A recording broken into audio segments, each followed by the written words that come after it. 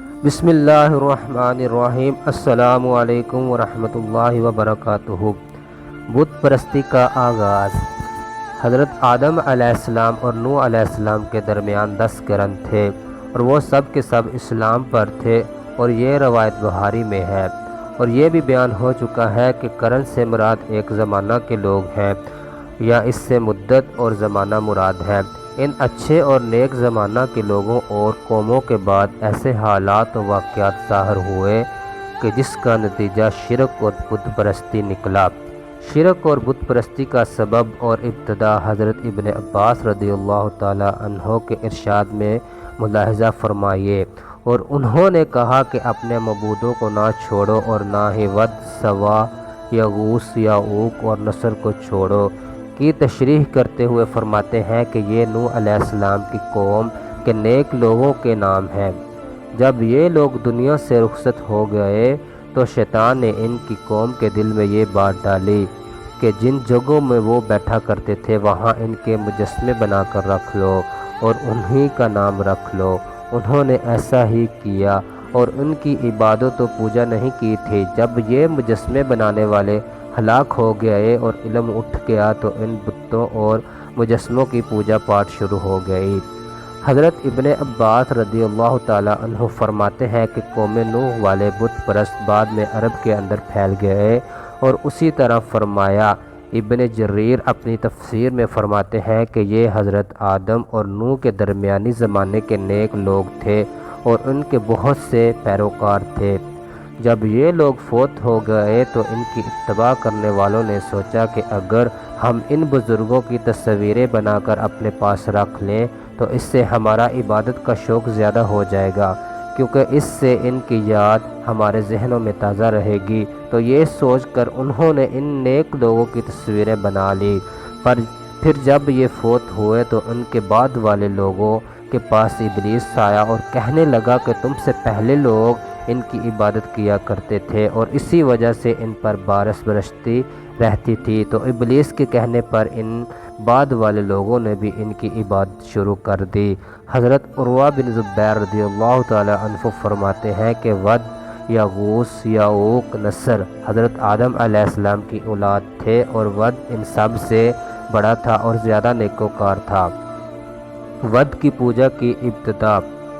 ابن ابی حاتم نے اپنی سند سے ذکر کیا ہے کہ ابو المطر نے فرمایا کہ لوگوں نے ابو جعفر باقر کے ہاں یزید بن محلب کا ذکر کیا اور آپ نماز عصر میں مصروف تھے۔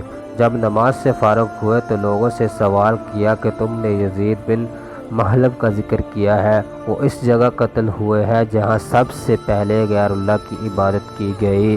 پھر انہوں نے ود کا ذکر کیا کہ وہ نیک اور صالح آدمی تھا اور لوگ ان سے بہت محبت کرتے تھے، تو لوگ ان کی قبر پر جھک پڑے اور وہاں گرہ زاری شروع کر دی۔ جب ابلیس نے ان لوگوں کے غم اور پریشانی کا یہ حال دیکھا تو انسانی شکل و صورت میں ان کے سامنے آ کر کہنے لگا کہ تم اس شخص پر اتنی آہذاری کر رہے ہو، کیا میں تمہیں اس جیسی اس کی ایک تصویر نہ بنا دوں؟ وہ تمہاری مجلس میں رہے گی اور اس کی تصویر کی وجہ سے اس کی یاد تمہارے ذہنوں میں تازہ رہے گی۔ لوگوں نے کہا کہ ہاں ٹھیک ہے۔ تو ابلیس نے ان کو ایک تصویر بنا دی اور اس تصویر کو ان لوگوں نے اپنی مجلس میں رکھ دیا اور اس کی یاد میں مشغول رہے۔ جب ابلیس نے دیکھا کہ وہ لوگ اس تصویر کے ساتھ زیادہ مگن رہنے لگے ہیں اور دیوانہ وار فرفتہ ہیں تو پھر ان سے کہا کیا میں یہ تصویر ہر ایک کے لیے الگ الگ نہ بنا دوں اور وہ ہر ایک کے گھر میں رہے گی اور اس طرح تم اس کو اچھی طرح یاد رکھ سکو گے؟ انہوں نے کہا ہاں۔ اب شیطان نے ہر گھر کے لیے الگ الگ ایک مورتی بنا دی۔ اس طرح وہ لوگ اس نیک شخص کی یاد میں مصروف رہے اور ان کی اولاد یہ دیکھتی رہی۔ اس طرح نسل در نسل یہ سلسلہ چلتا رہا۔ آخرکار ان کی یاد کا سلسلہ ختم ہوا اور ان کی اولاد نے ود کے بت کی پرستش شروع کر دی، تو سب سے پہلے اللہ کے سوا ود بت کی پرستش کی گئی۔ تو اس روایت کے مضمون سے معلوم ہوا کہ مذکورہ تمام بتوں کی کسی نہ کسی نے عبادت کی ہے۔ حضرت ام سلمہ اور حبیبہ رضی اللہ تعالی عنہما نے حضور صلی اللہ علیہ وسلم کی خدمت میں ایک گرجے کا ذکر کیا جو انہوں نے حبشہ کے علاقے میں دیکھا تھا۔ اس گرجے کا نام ماریہ تھا اور اس کی خوبصورتی کا تذکرہ بھی کیا اور آپ سے عرض کیا کہ اس میں بہت سی تصویریں تھیں، تو آپ صلی اللہ علیہ وسلم نے ارشاد فرمایا کہ ان میں جب کوئی نیک آدمی فوت ہو جاتا ہے تو وہ اس کی قبر پر مسجد بنا لیتے ہیں اور اس میں اس شخص کی تصویر بنا کر رکھ لیتے ہیں۔ یہ اللہ کے ہاں اللہ کی مخلوق میں سے بدترین لوگ ہیں۔ حضرت نوح علیہ السلام کی بعثت۔ اس ساری تمہید کا مقصد یہ ہے کہ جب زمین میں فساد پھیل گیا اور ہر طرف بتوں کی پوجا عام ہو گئی تو اللہ تعالیٰ نے اپنے بندے نوح علیہ السلام کو رسول بنا کر بھیجا تاکہ وہ ایک اللہ کی عبادت کی طرف لوگوں کو بلائیں اور غیر اللہ کی عبادت سے روکیں۔ پہلا رسول۔